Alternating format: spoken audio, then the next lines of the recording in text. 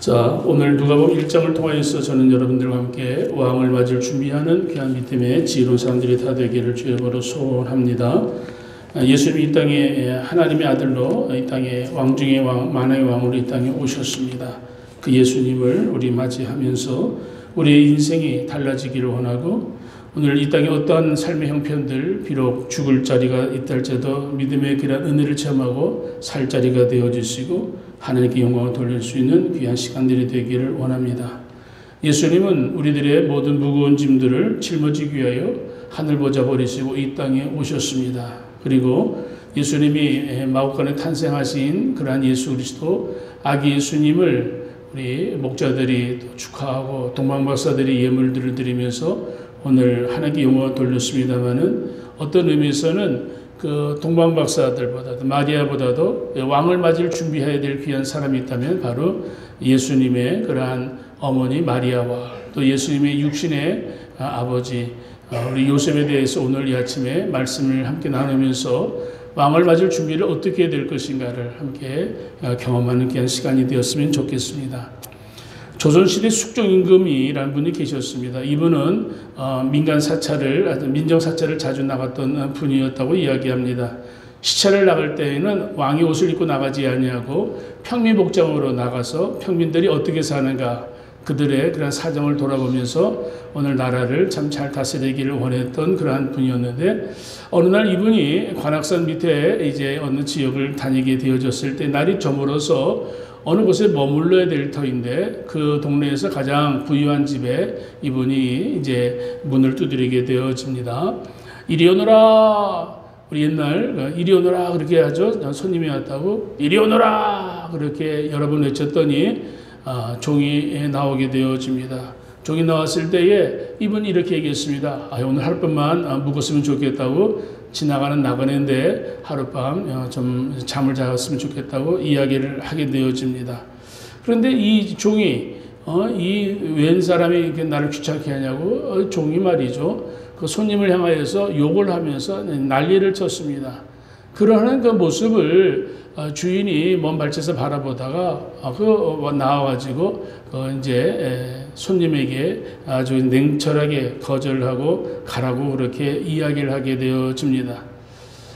만약에 숙종임금이 당시 왕이라고 얘기했으면 아마 버선발로 나왔을 거예요. 그런데 평민복장하고 나오니까 종도 임금을 우습게 여기고 또 그 집의 주인도 임금을 우습게 여기는 그런 꼴이 되어졌어요. 근데 이 임금이 이제 그곳에 머물 수 없어서 그 마을에 이제 길을 가다가 할 수 없이 어느 오두막집을 이제 지나가게 되어집니다. 오두막집을 지나가게 되어질 때 임금이 오두막집, 가난한 집이잖아요. 그 집을 방문하면서 하룻밤 좀 잤으면 좋겠다고 이야기를 합니다. 생각해보세요. 오두막집에 뭐 방이 이렇게 넉넉하겠어요? 단칸방이겠죠. 그랬더니 이 임금이 추녀 밑이라도 좀 잠을 잤으면 좋겠다고 그렇게 이야기하니까 그 주인이 그러시냐고 그러면서 자기네들이 살고 있는 방으로 그 손님을 모시고, 이 주인은 부엌에 가가지고 이 젊은 그런 부부인데 그 밤 이제 부엌에서 지새게 되어집니다. 아침이 되어졌습니다. 아침이 되어니까 손님이 오니까 손님에게 식사 한번 대접해야 되잖아요. 그러니까 이 주인이 이제 식사를 준비해가지고 손님한테 내놓습니다. 오막살이 집이니까 아침 보리밥에다가 별 볼 일 없는 반찬을 내놓을 줄 알았는데 보니까 상에 말이죠. 맛있는 그런 반찬들, 음식들이 가득 있는 것을 보고 이 손님이, 임금이 이렇게 이야기합니다. 아니, 웬 이렇게 귀한 것들을 준비했냐고. 당신 집 오목살이인데 그렇게 넉넉하지 못할 집인데 어떻게 이렇게 귀한 것들을 준비했냐고 얘기했을 때에 이 젊은 부부가 이야기합니다. 그래요. 사실 우리 대접할 것이 없어서 우리 사실은 여러 날 먹을 것, 어떻게 생각해보면 몇 달치 먹을 것을 다 모아가지고 최선을 다해서 당신에게 대접을 합니다. 그렇게 이야기했어요. 그랬더니 그 임금이 너무 감동받았겠죠. 그렇죠? 부잣집에서는 자기를 그냥 개쫓듯이 쫓았는데 이 집에서는 자기를 귀빈으로 대접을 하니까 감동을 받아가지고 이 임금이 왕궁으로 돌아와가지고 신하의 사람을 보내가지고 그 집에 가게 되어집니다. 근데 왜 그 집에 가게 되었냐면은 젊은 부부하고 그 손님 임금하고 대화를 나눌 때에 임금이 이렇게 물어봤어요.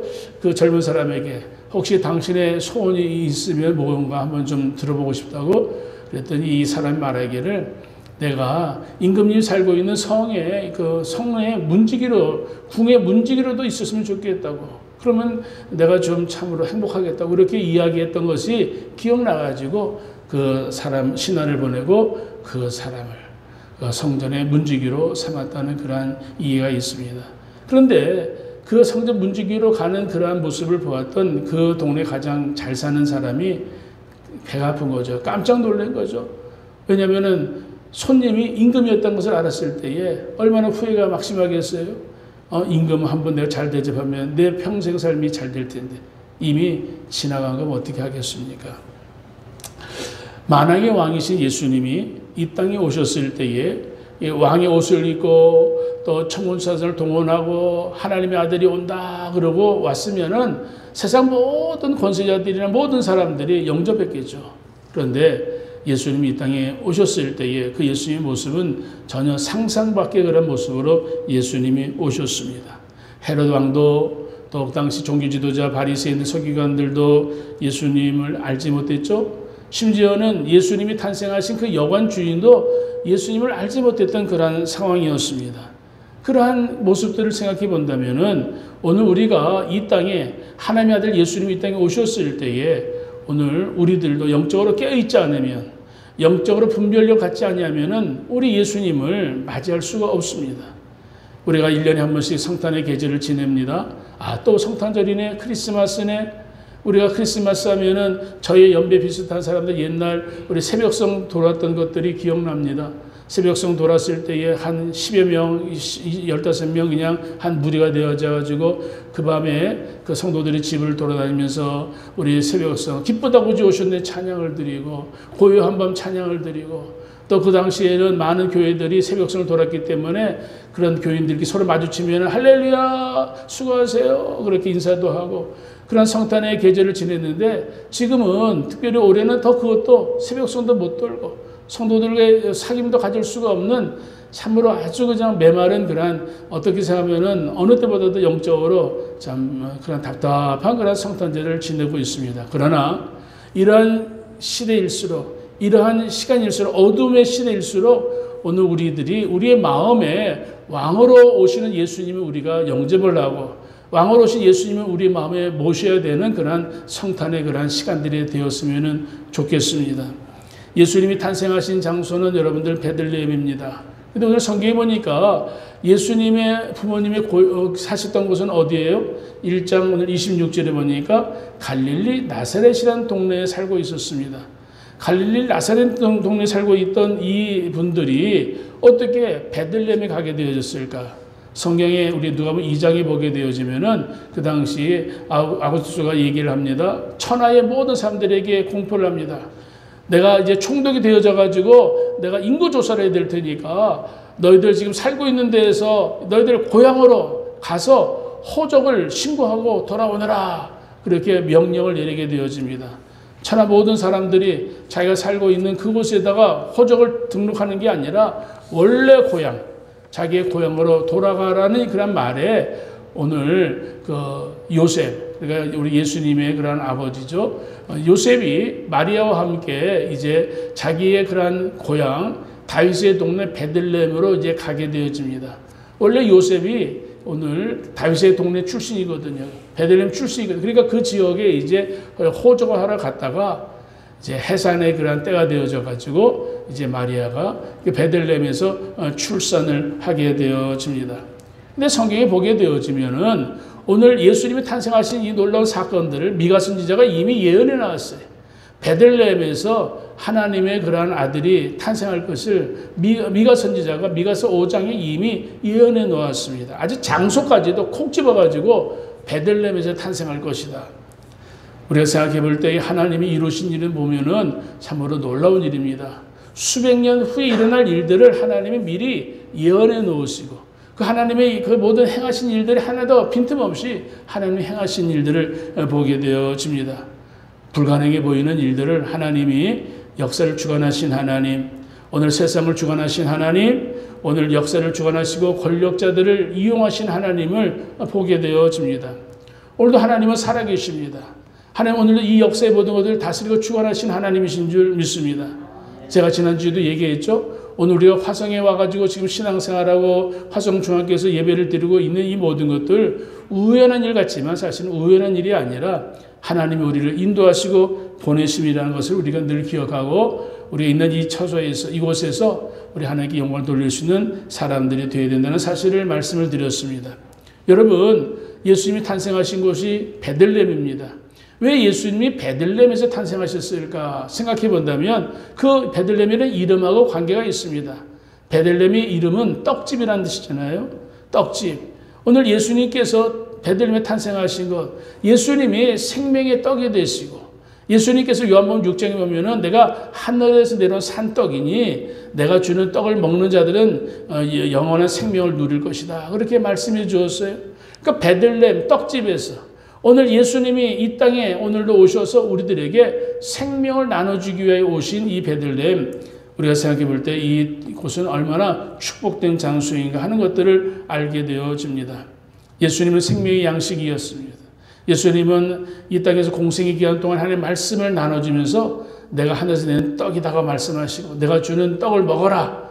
예수님이 성만찬할 때에도 내 살을 먹어라. 이 살을 먹는 자는 영원한 생명을 얻는다. 그렇게 새 언약의 말씀을 해주셨던 예수님, 우리가 생각해 볼 때에 하나님께서 어떠한 장소, 어떠한 사람들 그 역사하실 때에 하나님은 모든 의미를 가지시고 뜻을 가지시고 인도한다는 것을 생각해 볼 수가 있습니다. 오늘 예수님 탄생한 이 베들레헴은 다윗의 동네입니다. 우리가 생각해 볼 때에 다윗의 동네, 여러분 다윗의 아버지 이새, 여러분 생각하시죠? 성경에 보면은 이새의 뿌리에서 한 싹이 나가지고 그것이 자랄 것을 이야기했는데 그것은 바로 예수님을 오늘 이 땅에 오실 것을 그때 예언해 주었죠. 예수님은 다윗의 자손으로 이 땅에 오셨습니다. 족보 가운데에 이새 다윗의 그런 족보를 가지고 이 땅에 태어나셨는데 오늘 그 베들레헴 다윗의 동네에서 예수님이 탄생하셨다는 것. 이 성탄절에 우리가 그 정도는 알고 예수님이 탄생하신 거 베들레헴만 이야기할 것이 아니라 베들레헴에 왜 탄생하셨는지를 알고 예수님을 우리가 맞을 준비를 했으면 좋겠습니다. 자, 예수님이 탄생하신 베들레헴은 큰 도시가 아니고 작은 도시, 아주 초라한 그런 시골 동네입니다. 예수님이 탄생하신 동네는 작은 동네입니다만은 오늘까지도 어디 베들레헴을 이야기하는 것, 참 축복된 도시죠. 왜 베들레헴이 축복된 도시냐?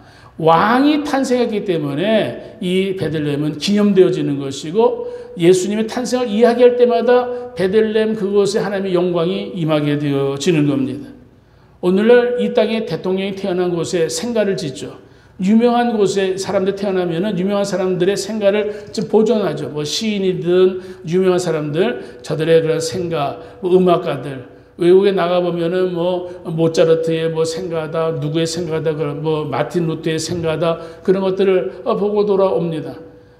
예수님 탄생하신 그 성지 순례 갈 때에도 우리가 어떤 교회들을 바라볼 때에 기념적인 것들을 이야기하잖아요. 여러분 베들레헴, 오늘 그것은 비록 작은 동네였지만 예수님이 탄생하심으로 인하여서 작은 동네가 큰 동네가 되었다는 것입니다. 베들레헴을 통하여 하나님은 작은 동네 사람이 큰 일을 하셨습니다. 이 말씀을 오늘 나누는 이유는 오늘 우리 자신들을 되돌아보기를 원하고 하나님께서 우리에게 원하시는 주의 말씀을 함께 듣기를 원하는 것입니다. 오늘 이 땅에 수많은 사람들, 우리의 삶이 척박하고 여러 가지로 힘들고 어려운 형편 속에 살고 있기 때문에 오늘 우리 자신들에 대해서 굉장히 자존감이 낮고 우리 인생에 대해서 왜 나는 이렇게 초라한 인생을 살아가는가 하는 그런 마음이 있다면 오늘 말씀을 들으면서 다시 한번 삶에 대한 의지를 가지고 삶에 대한 비전을 가지고 살았으면 좋겠습니다. 내가 태어난 그러한 가정, 우리 가문, 세상적으로 이야기할 때에 그렇게 뭐 별 볼 일 없는 그러한 먹고 살기도 힘든 그러한 세상 속에서 우리 가정은 왜 이렇게 그런 생각이 혹시라도 있다면은 오늘 그것을 좀 생각을 전환하고 바꿨으면 좋겠습니다. 하나님이 하시기를 원하시면은 작은 동네 베들레헴을 통해서 하나님은 큰 일을 이루시는 겁니다. 하나님께서 영광을 받기를 원하신다면은 갈릴리 나사렛의 초라한 마리아를 통해서 하나님은 큰 영광을 받기를 원하시는 겁니다. 성경에 보면은 구약의 그런 여인들 또 구약의 어떤 사람들 보면은 비록 초라한 사람들이지만 하나님이 쓰시니까 큰 사람이 되어지고 하나님이 쓰시니까 큰 일을 하게 되어지는 것을 보게 되어집니다. 여러분들이 잘 아는 사르밧 과부 있죠? 참으로 주님 앞에 선지자한테 작은 물질을 했더니 하나님께서 그를 넘치게 해주었고 아들도 또 살려주고 하나님께 영광을 돌리는 그러한 믿음에게 놀라운 역사들이 사랑하는 여인들을 통하여서 이런 것들을 보게 되어집니다. 기생 라합을 통해서도 하나님 영광을 받으셨어요.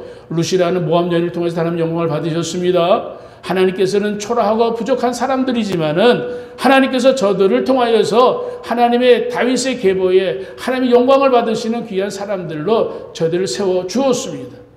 저와 여러분들이 오늘 이 땅의 삶을 살아가게 되어질 때에 우리가 우리의 육신의 세상적인 가문의 그러한 어떤 성을 가지고 김씨요, 이씨요, 박씨요 태어났지만 예수를 믿는 우리 믿음의 사람들은 하나님의 영을 받은 거룩한 사람들이고 하나님께서 영광을 받기를 원하시는 기대를 가지고 살아가는 하나님의 거룩한 주의 종들인 줄 믿으시기를 주의 이름으로 축복합니다. 오늘 여러분 구약의 요셉이라는 사람들 보면은 야곱의 참으로 어떤 의미는 베냐민 앞에 형이니까 말제 아들이죠. 그런데 형들의 미움을 받아가지고 노예로 팔려가게 되잖아요. 그런 요셉. 그럼에도 불구하고 요셉은 애굽의 총리가 되어집니다.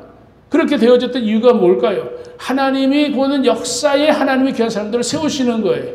다니엘 바벨 포로로 끌려갔어요. 그럼에도 불구하고 그 바벨론이라는 그곳에서 여러 가지로 정말로 불리하고 그 유대 포로니까 얼마나 사람들에게 그런 압박을 많이 받았겠어요. 얼마나 압제를 많이 당하고 손가락질 당했겠어요. 그럼에도 불구하고 하나님이 들어서시니까 총리가 되어지는 거예요.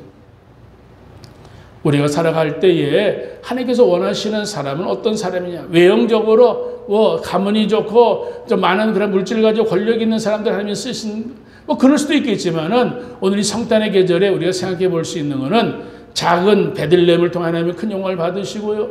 처녀 갈릴리 나사렛이라는 처녀 마리아를 통해 하나님은 큰 영광을 받으셨습니다. 구약의 다윗이라는 사람을 생각해 보도 마찬가지예요.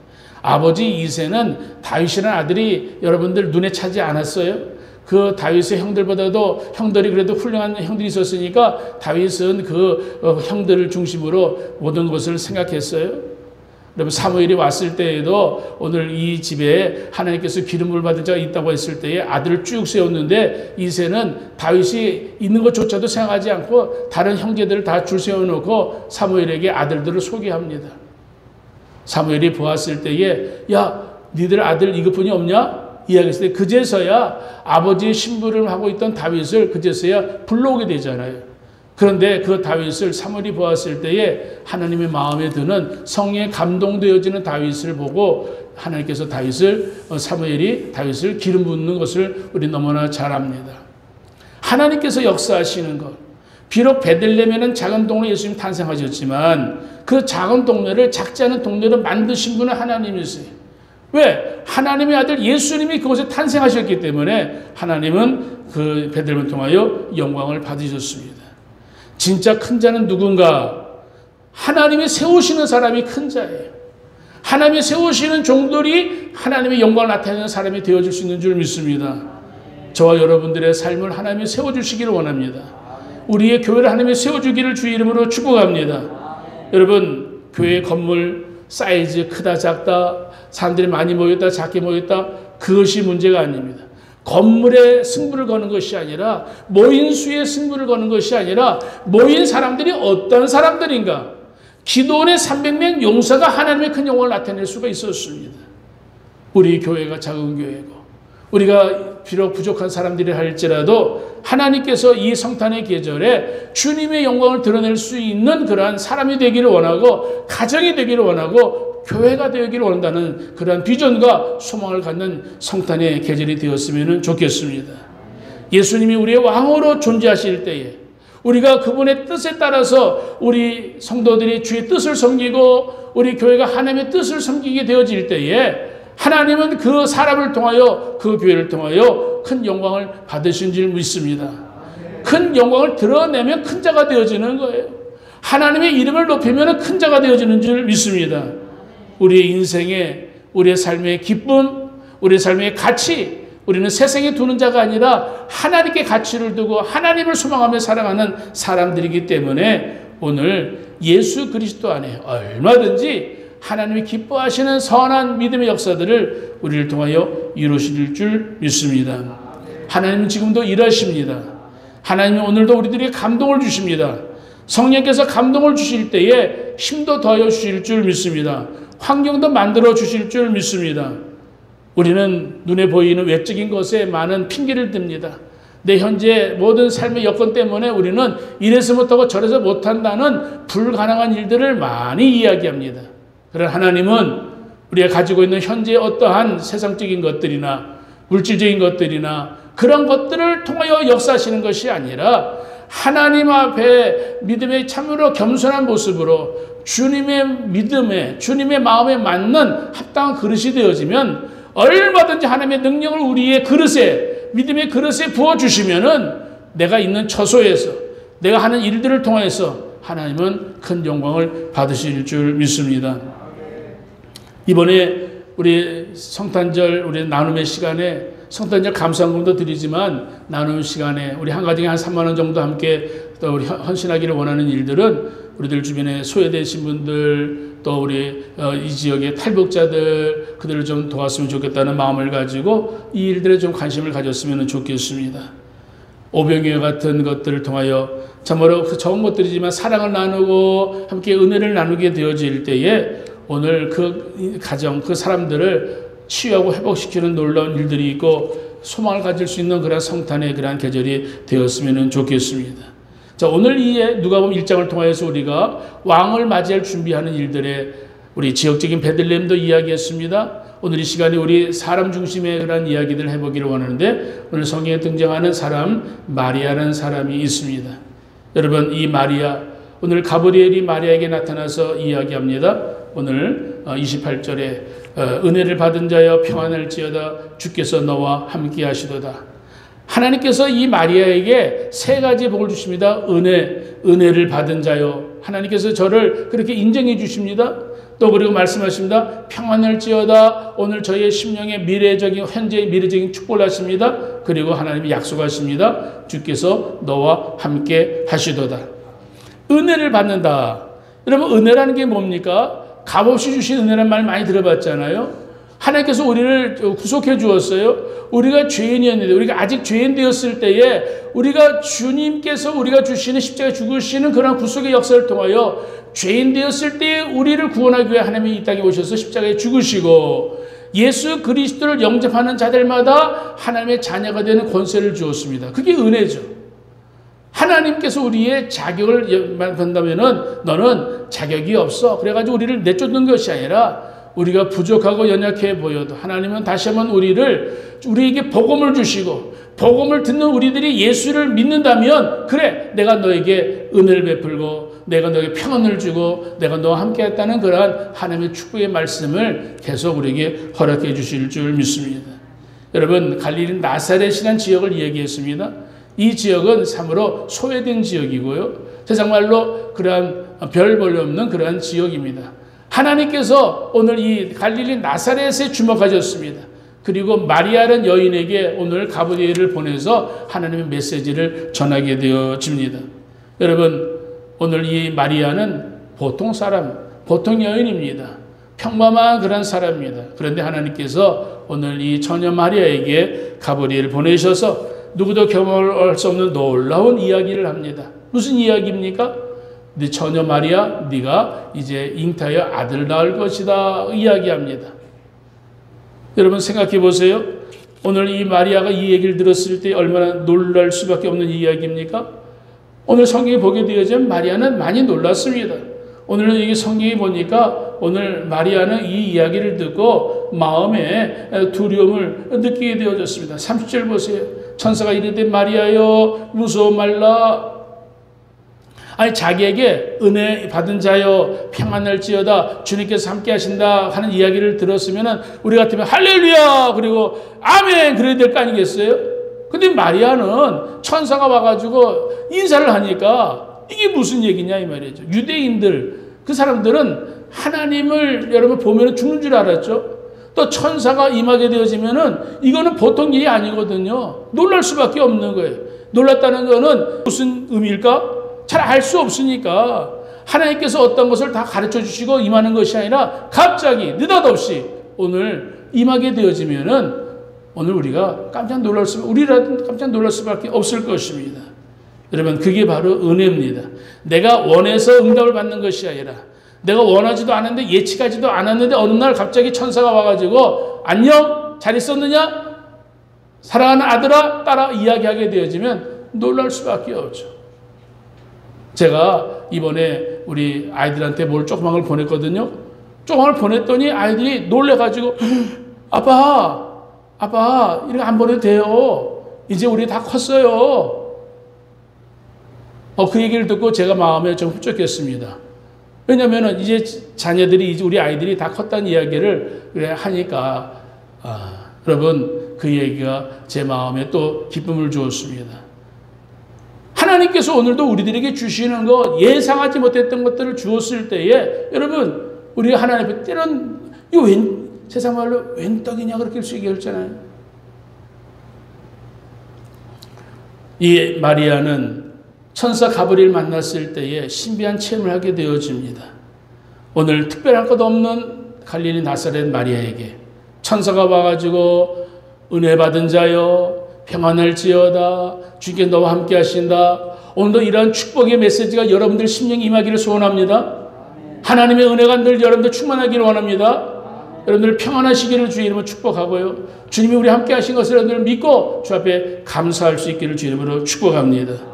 우리 모두도 다 마리아 같은 은혜를 누릴 자격이 있는 거예요. 하나님께서 이 땅에 수많은 사람들 하나님이 다 그들이 구원받기를 원하고 주의 영광을 나타내기를 하나님은 원하신 줄 믿습니다. 우리 스스로 나는 자격이 없어. 나는 부족한 사람이야. 그리고 스스로 하나님부터 스스로 자기를 제외시키는 것이 아니라 늘 하나님의 은혜의 자리에 들어갈 수 있는 하나님의 큰 일들을 언제든지 하나님 부르시면은 내가 주님 앞에 부르심마다 순종하겠습니다 하는 그런 믿음에 준비된 사람들이 다 되어졌으면 좋겠습니다. 하나님은 오늘 우리를 사랑하신 하나님은 나에게 날마다 적당한 은혜를 주시고 적절한 은혜를 주신 줄 믿습니다. 내 형편이나 조건에 하나님은 제한하지 않습니다. 하나님은 내 형편의 조건에 제한받지 않고 우리들에게 은혜를 주시는 하나님. 우리는 그 하나님의 은혜를 날마다 사모하며 살아야 될 줄 믿습니다. 은혜를 받은 자에게 주신 하나님의 축복이 뭘까요? 1+1입니다. 은혜를 받은 자여 평안할지어다. 주께서 너와 함께 하시도다. 이 성탄의 계절에 이 메시지를 이 말씀을 통하여 나에게 주시는 말씀으로 마음에 잘 새기기를 주님을 축복합니다. 내 가정에 내 인생에 여러 가지 어려움이 있습니까? 은혜를 받으시기를 사모하시기를 바랍니다. 평안하시기를 소원하시기를 바랍니다. 주님이 나와 함께 하신 것을 믿으시기를 주님으로 축복합니다. 여러분 마리아에게 평안할지어다 이야기한 이 말씀 천사가 마리아를 보자마자 카이레로 인사하면서 은혜 받은 자여 평안할지어다 한마디로 이야기해 본다면은 이 마리아에게 기뻐하라 이야기합니다. 그리고 이 기뻐하라는 것은 한번 그냥 순간적인 기쁨이 아니라 이 기쁨은 지속적으로 기뻐하라. 왜 기뻐해야 되느냐 하는 이유를 하나님께서 이제 계속 말씀해 주십니다. 처녀 마리아가 이 말을 듣고 놀라 29절에 이런 인사가 어찌 미냐 이렇게 물어보게 되잖아요. 잘 모르니까 물어보세요. 잘 모르니까 물어보는 거예요. 우리가 신앙생활할 때 잘 모르면서도 아는 체 한다면 그건 참으로 불행한 일입니다. 천사가 나타나가지고 은혜 입은 자여 평안할지어다 주님께서 나와 함께 하신다. 아니 살아생전에 처음 이걸 듣는데 천사가 이것을 얘기할 때는 무슨 의미가 있는 거 아니겠어요? 이 마리아가 물어봅니다. 이게 어찌된 일입니까? 왜 물어보았을까요? 오늘 무슨 일을 통해 하나님이 이기르기를 원하시는가를 또 묻기를 원하시는 거잖아요. 자, 그랬더니 천사가 말합니다. 31절에 이야기합니다. 보라, 네가 잉태의 아들을 낳으리니 그 이름을 예수라 하라. 그가 큰 자가 되고 지키도 보신 이 아들이라 일컬어질 것이요 주 하나님께서 그 조상 다윗의 왕위를 그에게 주리라. 영원히 야곱의 집을 왕으로 다스릴 것이고 그 나라 무궁할시다. 이렇게 얘기했어요. 여러분 이 이야기를 듣는 가운데 마리아가 아니 이게 무슨 일입니까? 저는 처녀예요. 천사 가브리엘 이게 무슨 일인지 도무지 나는 이해가 안 되어집니다. 그러지 않아도 지금 무서워 죽겠는데 이 말하는 자체가 너무나 겁이 납니다. 아니, 나를 통하여서 아들을 낳을 것이라 이야기를 하지 않나? 그 아들은 예수라 하고, 그 아들은 조상 다윗의 왕위를 그에 줄 것이라 이야기하고, 그리고 야곱의 집을 왕으로 다스릴 것이라 이야기하고, 아니, 나는 이 이야기를 듣기에 너무나 참으로 저는 벅찹니다. 여러분, 그렇게 고백할 수밖에 없습니다. 왜냐? 34절에 마리아가 말하잖아요. 마리아가 이야기하는, 나는 남자를 알지 못하니 어찌 일이 있겠습니까? 여러분, 결혼하지 않는 처녀가 아이를 낳는다는 것은 이거는 불가능한 일입니다. 이보다 더 놀라운 것은 그 아이가 예수고 그 아이가 지극히 하나님의 아들이 된다는 것을 이야기한다는 건 너무나 놀라운 이야기입니다. 당황스러운 이야기입니다. 겁나는 이야기입니다. 왜 겁이 나죠? 여러분, 유대 사람들 처녀가 임신하면은 여러분 간음죄로 돌에 맞아 죽습니다. 또 내 지금 정혼한 그 요셉이 무슨 생활하는지 전혀 알 수가 없잖아요. 그리고 내 집에 친족들이나 이웃들이 내가 배 부르는 거 보고 어떻게 이야기했는지 여러분 너무나 겁나는 이야기입니다. 오늘 이러한 사건들 속에서 천사가 자세하게 오늘 일을 가르쳐 줍니다. 자, 35절 있는 말씀, 천사가 대답하여 이르되 성령이 내게 임하시고 지극히 높으신 이의 능력이 너를 덮으시리니 잃어버려 나실 바 거룩한 이는 하나님의 아들이라 일컬어질 것이다. 사랑하는 성도 여러분, 오늘 마리아가 오늘 듣는 이 말씀, 마리아가 아무리 생각해 보아도 저는 놀랄 놀자입니다. 오늘 이 마리아 처녀의 몸을 빌어서 하나님이 오늘 그 성령을 통하여 아들을 낳게 한다는 것, 성령을 통하여서 잉태화되어지는 이 프로젝트, 인간의 생각으로는 전혀 이해할 수 없고 경험할 수 없는 이야기, 듣기는 들었는데 도무지 받아들일 수 없는 이야기입니다. 불가능한 이야기입니다. 한마디로 얘기해서 네 몸을 달라는 것입니다. 처녀인 네 몸을 내게 내놔 하는 이야기입니다. 여러분, 하나님께서 여러분들에게 오늘 여러분들이 몸을 달라고 그러면은 하나님께서 달라는 그 하나님 말씀에 예, 아멘, 그렇게 여러분들 그렇게 이야기할 수 있는 그런 사람들이 얼마나 있겠어요? 아니, 여러분들이 가지고 있는 재물, 여러분들이 가지고 있는 그런 돈, 이거 내놔, 그렇게 얘기하면은 과연 내놓을 수 있는 사람들이 얼마나 있겠어요? 하나님께서 오늘 이 처녀 마리아에게 내 몸을 내놓으라는 이야기는 죽으라는 이야기입니다. 우리가 예수를 믿고 믿음으로 살아가게 되질 때 하나님께서 큰 복을 주시고 은혜를 주시는 것 아멘 아멘 하다가도 그 다음에 하나님께서 그래, 너희 있는 시간, 너희 있는 물질, 너희 있는 건강 내놔, 그렇게 이야기하면은 어떤 반응이 일으킬까요? 욥의 아내가 여러분들 대표적인 사람입니다. 잘 살았을 때는 하나님 잘 섬겼어요. 그런데 자식이 죽고 재물이 다 날아가게 되어지고 남편이 여러분들 병이 드니까 그 아내가 이렇게 얘기하잖아요. 이래도 하나님을 믿겠느냐고. 이런 하나님을 왜 믿느냐고. 그리고 욕을 하고 그 아내는 집을 뛰쳐나갔습니다. 이런 사람들이 욥의 아내만 있을까요? 오늘 이 시대에도 오늘 우리들에게도 이러한 일들이 얼마든지 있을 수 있는 이야기입니다. 우리가 사는 이 땅에서 우리는 예수를 믿는 목적이 잘 먹고 잘 살기를 원하는데 하나님께서 때로는 축복을 주시기보다는 고난을 주시고 예수를 믿기 때문에 때로는 우리가 손해보는 일이 있고 억울한 일을 당하게 되어질 때에 그 손해보고 억울한 일을 참지 못하고 화를 내고 분노하는 그 모습들 얼마나 많은지 모릅니다. 오늘 마리아가 오늘 가브리엘의 이야기를 들었을 때에 네가 이야기하는 거 참으로 남자를 알지 못하는 네가 아들을 낳는다는 거 불가능한 일이지. 그러나 하나님은 하실 수 있다. 성령이 내게 임하시고 지극히 높으신 이의 능력이 너를 덮으시면은 이 모든 것들이 가능하다. 네가 할 수 있는 일 없는 일 그거는 제쳐놓고 하나님이 하기를 원하시는데 하나님은 너의 대답을 듣기를 원한다. 너의 믿음을 듣기를 원한다. 너의 고백을 듣기를 원한다. 내가 할 수 없는 것을 요구하는 것이 아니라 하나님이 하기를 원하시는데 너는 어떤 생각을 가지고 있느냐? 그 이야기입니다. 우리가 하나님 앞에서 믿음으로 살아가게 되어질 때에 하나님이 나를 통해 일하기를 원하신다는 이야기를 들었을 때에 모세처럼 나는 입이 뻣뻣해서 못합니다. 나는 예레미야처럼 나는 작은 아이를 못합니다. 우리 많은 그런 사람들도 많은 믿음의 귀한 선배들도 그렇게 이야기했어요. 그러나 하나님은 저의 가지고 있는 능력이나 권세나 그걸 가지고 있는 어떤 세상적인 것을 가지고 저를 쓰시는 것이 아니라 막대기만한 못한 우리들, 지렁이 같은 그런 우리들이지만 하나님은 우리를 통하여 더 큰 영광을 나타내기를 원하신다는 것을 주님은 이 메시지를 통해 우리에게 가르쳐주고 있습니다. 우리들이 사는 세상 하나님이 못하실 일이 없는 줄 믿으시기를 바랍니다. 하나님이 쓰실 만한 그릇만 되어지면 되어지는 거예요. 하나님이 쓰시는 그릇은 어떤 그릇이에요? 깨끗한 그릇이라고 말씀해 주었죠. 하나님의 은혜를 사모하고 깨끗한 그릇이라는 것은 하나님의 영적인 그런 관심을 가지고 살아가는 믿음의 사람들 하나님이 쓰기를 원하시는 거예요. 오늘 마리아, 오늘 성령이 내게 임하시고 성령이 능력이 너를 덮으면은 이 모든 일 할 수 있다는 이야기를 들었을 때에 오늘 이 마리아는 마음이 동하게 되어집니다. 더욱이 36절에 보니까 친족 엘리사벳이 늙어서 아들을 낳지 못할 때인데 이미 임신하지 못한다고 알려진 엘리사벳이 임신한 지 6개월 되었다. 엘리사벳을 임신하게 한 것 사가랴와 엘리사벳 부부가 아버지의 사랑이 부부가 너무 건강해서가 아니라 임신하지 못할 부부인데 하나님이 저들에게 세례 요한이라는 사명자를 낳게 주었다 이 말을 해주시죠.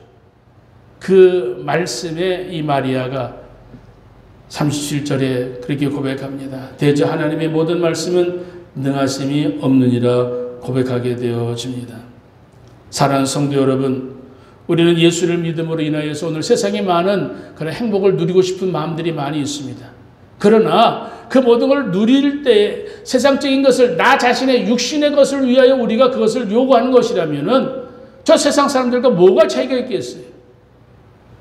예수를 믿고 주님을 섬기게 되어질 때에 내가 갈라디아 2장 20절처럼 내게 사는 것은 오직 그리스도니 예수 그리스도를 위하여 사는 것이 오늘 우리가 믿음에 살아야 될 목적이라는 것을 사도 바울이 갈라디아 교인들에게 얘기해 주었고요. 빌립보 교인들에게 우리 안에 착한 일을 시작하신 분이 오늘도 하나님이 기뻐하신 일을 하기를 원하시는데 우리의 인격, 우리의 마음을 주님 앞에 온전히 드리게 되어진다면 하나님께서는 우리를 통하여 큰 역사를 이루긴다는 원하시는 것을 우리는 잘 알고 있습니다.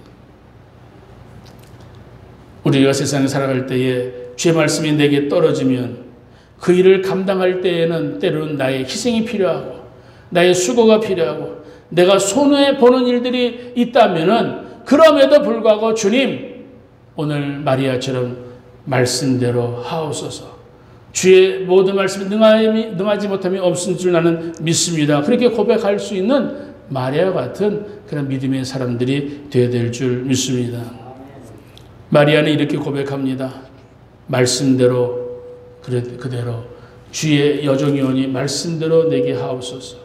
우리의 신앙생활에 가장 중요한 게 뭘까요? 다 같이 말씀대로 하나님의 말씀이 내게 임하게 되어질 때 하나님의 말씀이 오늘도 내 삶의 비전이 되어지고 주의 뜻이 되어지고 내가 성도로서 그 뜻을 따라서 믿음으로 살아가게 되어지면 내 앞날에 하나님이 모든 것을 책임져 주실 줄 믿습니다. 주님께서 뭐라고 말씀했습니까? 주님께서 나와 함께 하실 것을 말씀해 주었잖아요. 은혜 받은 자여 평안할지어다. 주님이 너와 함께 하신다. 오늘 내 삶 속에 가장 중요한 것은 여러분 우리에게 있는 믿음이 필요한 줄 믿습니다. 우리에게 어떤 믿음이 필요할까요? 마리아처럼 목숨을 내놓는 순종의 믿음이 필요합니다. 믿음이라도 여러분 가짜 믿음은요 고난이 있을 때에 그게 드러나게 되어지는 거예요. 욥의 아내처럼 가짜 믿음은 그때에 본색이 드러나게 되어지는 거예요. 진짜 믿음은 고난의 때 그 진짜 믿음은 불로 연단해도 없어질 그보다 더 귀한 믿음은 그때 나타나게 되는 거예요.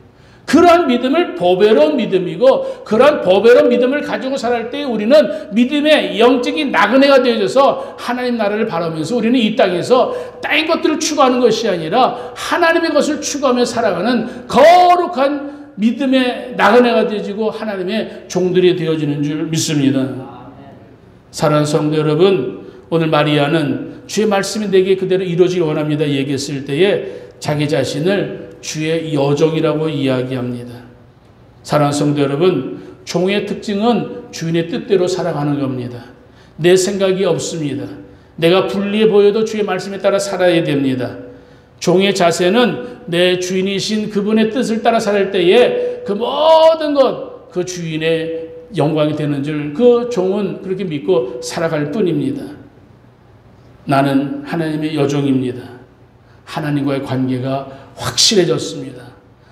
갈릴리 나사렛의 처녀 마리아, 그때는 볼품없는 여인이었지만 천사가 나타나서 말씀을 하고 말씀 증거하게 되었을 때에 엘리사벳이라는 그 여인의 그런 이야기까지 하면서 하나님은 너를 통하여 성령이 너에게 임하시고 성령의 능력이 너를 덮으시면 이런 일을 할 수 있다.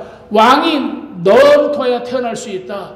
하나님의 아들이 너를 통하여 태어날 수 있다. 이야기하게 되었을 때에 이 마리아는 말씀대로 하옵소서 순종의 그릇을 준비하게 되어집니다. 믿음의 그릇, 순종의 그릇. 오늘 마리아가 그렇게 믿음으로 고백하면서 나는 하나님의 종입니다. 나는 하나님의 것입니다. 내 몸은 하나님의 것입니다. 내 인생은 하나님의 것입니다. 그렇게 고백하게 되어집니다. 사랑하는 성도 여러분, 여러분들의 인생, 오늘 여러분들의 삶 속에 하나님의 영광을 나타낼 수 있도록 내 몸을 드리고 세상적인 어떠한 환난과 역경이 있다 할지라도 그것을 뛰어넘는 하나님의 뜻, 하나님의 영광을 바라보고 살아갈 수 있는 그런 믿음의 사람들 되시기를 주 이름으로 축복합니다. 마리아는 이 일에 자신의 목숨을 걸었습니다. 내가 처녀의 몸으로 임신하게 되어지면 혹시 죽을지 모르지만 주님의 일을 감당하는 일에 주님 내가 동참하겠습니다. 고백하게 되어졌을 때 예수 그리스도 안에 죽고자 하는 자는 하나님이 살려주실 줄 믿습니다. 이 땅에서 믿음으로 살려고 하는 사람, 내가 세상의 죄에 대해서는 죽고 세상에 대해 죽은 자로 살아가게 될 때에 하나님의 나라와 의를 위해 살아가는 하나님의 거룩한 사람으로 하나님은 우리를 쓰게 되실 줄 믿습니다. 사랑하는 성도 여러분, 하나님께서 우리에게 말씀하실 때 우리는 보통 이렇게 얘기합니다. 하나님 잠깐만요. 하나님 기다려주세요. 어떤 청년이 예수님이 제자가 되기 위해서 왔습니다. 예수님께 자기가 어떻게 살았는 걸 다 고백하게 되어집니다. 그래 너 잘 살았다. 그런데 너 가지고 있는 것을 내게 내놓아라 이야기했을 때에 부자 청년은 슬픈 기색을 띠고 예수님의 곁을 떠나게 되어집니다. 예수님의 제자가 되기 위해서 왔잖아요. 종이 되기 위해서 왔잖아요. 그러면 종이 되려면 자신의 모든 것, 재산이나 몸이나 자신의 지식이나 모든 것 다 내려놓기를 원하는 거죠. 근데 그 부자 청년은 내려놓지 못했습니다. 순종하지 못했습니다. 순종의 그릇이 안 되고 믿음의 그릇이 안 되니까 떠나가게 되어지는 겁니다.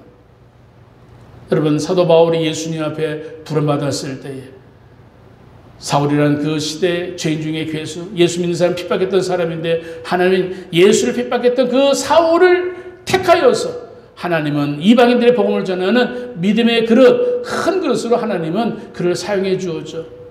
훗날에 사도 바울이 이렇게 고백하죠. 빌립보서에 내가 지금까지 공부했던 모든 지식, 내가 가지고 있던 세상적인 모든 명예, 지금까지 살았던 모든 삶의 스펙, 내가 예수님 한 다음에 나는 배설물로 여겼다. 오직 예수 십자가만 바라보는 산다. 예수님을 영접하게 되어지면 예수님을 영접하기 전에 소중했던 것, 예수님 영접한 다음에는 세상의 모든 것들이 그렇게 크게 대단해 보이지 않아야 되는 줄 믿습니다. 그런데 오늘 우리가 신앙생활을 거꾸로 할 때가 있지 않습니까? 예수님을 믿으면서도 왕이신 예수님 앞에 내 모든 의지와 내 인격과 내 모든 것을 주님 앞에 드리지 아니하고, 예수님 잠깐만요. 내가 그래도 먹고 살아야 되잖아요. 잠깐만요. 내 인간의 자존심이 있죠. 예수님 잠깐 한 10년 후에 만납시다. 예수님 내가 좀 나이가 들어서 예수님 앞에 다시 그때 돌아올 테니까. 사랑하는 성도 여러분, 그때가 되어지면 예수님도 안 쓰시는 거예요. 하나님께서 원하시는 구원은 부끄러운 구원이 아니고요. 하나님께서 쓰시는 그릇은, 원하시는 그릇은 그 가장 어렵고 힘들 때에 자기의 있는 모든 것을 드리는 그 사람을 통해 하나님은 영광을 받으시는 거예요. 자기 자신을 위해 쓸 거 다 쓰고 할 거 다 하고 남은 거 가지고 하나님 앞에 살겠다고요? 하나님은 그런 거 하나님 기뻐하지 아니하십니다. 사랑하는 성도 여러분, 마리아는 하나님 앞에 목숨을 건 순종을 하였습니다. 그와 더불어 여러분 우리가 생각해 볼 수 있는 왕을 맞이할 준비한 일에 결정적인 영향한 사람은 바로 요셉이라는 사람이죠. 요셉은 여러분 자신의 정원한 그런 여인 마리아가 배가 불러왔을 때에 여러분 임신한 것을 알았을 때 얼마나 놀랐겠어요. 아직 결혼 안 했어요. 정혼한 상태지만 아직 결혼식 안 올렸습니다. 그런 상태에서 배가 불러왔을 때에 이건 믿을 수 없는 사건이 벌어진 거예요. 어떻게 마리아의 행실이 이렇게 참으로 부적절한가? 인간적으로 볼 때에 이 여자, 내가 알고 있던 여자가 아니네. 얼마나 배신감, 분한 생각이 들었겠습니까? 여러분 잘못하면 요셉도 망가지고 마리아도 망가질 순간이에요. 그때 하나님께서 개입하시죠. 요셉아, 저 마리아가 임신한 것은 오늘 성령으로 잉태된 거야. 하나님은 마리아도 사랑하시고 요셉도 사랑하십니다. 하나님은 오늘 이 두 사람 통해 귀한 가정을 세우기를 원하시는 하나님. 요셉은 하나님의 말씀을 듣고 요셉도 하나님의 말씀에 따라 순종합니다. 마리아도 말씀대로 순종했어요. 요셉도 말씀대로 순종했습니다. 오늘 요셉은 하나님의 말씀을 순종하는 일에 여러분 어떤 마음을 가지고 있을까요? 내 사랑하는 아내 마리아가 하나님께 귀하게 쓰임 받는다니 나도 하나님 말씀대로 순종해야지. 내 사랑하는 아내 마리아가 하나님에게 쓰임 받는다면 그 영광도 내 영광이지. 요셉은 오늘 자신의 그런 위치도 잘 알았고 자신의 인생의 목적, 궁극적으로 나를 통하여서 하나님 영광을 받기를 원하시는 것이나 마리아를 통하여 영광을 받기를 원하시는 똑같은 거니까 내가 비록 주인공은 아니지만 조연급이지만 하나님 영광 받아주세요. 요셉도 하나님 말씀대로 순종하게 되어집니다. 오늘 우리가 어떤 일을 주도할 때에 다 내가 주인공이 되어지고 내가 모든 걸 해야 돼, 앞장서야 된다고 생각하는 그런 때가 얼마나 많은지 모릅니다. 그러나 세상 역사는 때로는 조연도 필요하고 엑스트라도 필요하고 하나님께서 쓰실 때 하나님은 저 미천한 자리에서 우리가 참으로 알지 못하는 그런 자리에서 일하는 것까지도 하나님은 다 세신바가 되어지죠. 냉수 한 그릇을 선쟁이 대접해도 하나님은 그 냉수 한 그릇 대접한 것까지도 하나님이 기억하시는 하나님이시니까. 요셉은 하나님의 영광을 드러내기 위하여 자신의 사랑하는 아내 마리아 오늘 하나님 앞에 영광 돌린 것에 같이 순종하며 주 앞에 영광을 돌렸습니다. 결론의 말씀을 드립니다. 오늘도 왕을 맞이할 준비를 하는 우리들의 모습들, 우리의 교회나 우리 가정이나 내 인생을 보면은 참으로 자꾸 보잘것없는 우리의 모습들을 보게 되어집니다. 그러나 진정한 복은 외적으로 어떠한 것을 사이즈를 얘기하고 사람들에게 자랑할 것이 있음으로 인하여 교만함으로 나서는 것이 아니라 하나님의 은혜 가운데 내가 가지고 있는 적은 것이지만 하나님의 그러한 은혜 가운데 내가 그 물질도 시간도 건강도 주 앞에 쓰임받는다면 내 건강을 어떻게 사용하느냐, 내 물질을 어떻게 사용하느냐, 내 삶을 어떻게 쓰느냐, 하나님의 뜻을 위해 쓴다면 그게 내게 복이 되는 줄 믿습니다. 내 몸이든 내 돈이든 어떤 능력이든 내 욕심만을 위하여 내 육신의 그러한 세상적인 것들을 위해서 사용하는 것이 아니라 자꾸 보잘것없어 보여도 하나님의 잡혀서 성령이 내게 임하시면 성령이 너를 덮으시면 하나님의 나라를 위해서 쓰임받는다면 그거는 최고의 축복인 줄 믿습니다. 내 것을 주님의 뜻대로 사용할 수 있기를 주님을 축복합니다. 사랑하는 성도 여러분, 우리는 작은 자 같지만은 내 안에 왕이신 예수님을 모시고 하나님의 나라와 주의 선한 일들을 위하여 내가 내 시간, 내 물질, 내 몸, 이 모든 것을 주님을 위하여 쓴다면 우리는 이 땅에서 하나님의 나라의 영광을 나타내는 믿음의 큰 자들이 될 줄 믿습니다. 베들레헴처럼 작은 교회 작은 성도지만 우리의 왕이신 예수님을 내 마음에 모시고 비록 내 자신이 세상적으로 작아 보여도 예수 그리스도 안에 크게 사는 법을 이 아침에 믿음으로 배우시기를 주 이름으로 축복합니다. 예수님, 나의 왕이신 예수님의 다스림 속에 내가 산다면 우리들의 삶은 결코 부끄러움이 없습니다. 결코 작지 않습니다. 나의 왕이신 예수님, 나에게 무엇을 요구하신다면 말씀대로 하겠습니다. 하나님 하시옵소서. 나를 통하여 하나님 영광을 나타내 주시옵소서. 우리의 왕이신 예수님께 우리의 몸과 마음을 드리며 이 성탄의 계절에 하나님의 이름을 높이며 하나님의 영광을 나타낼 수 있는 거룩한 주의 백성들로 믿음으로 살아가는 주의 종들이 다 되시기를 주 이름으로 축복합니다. 기도하겠습니다.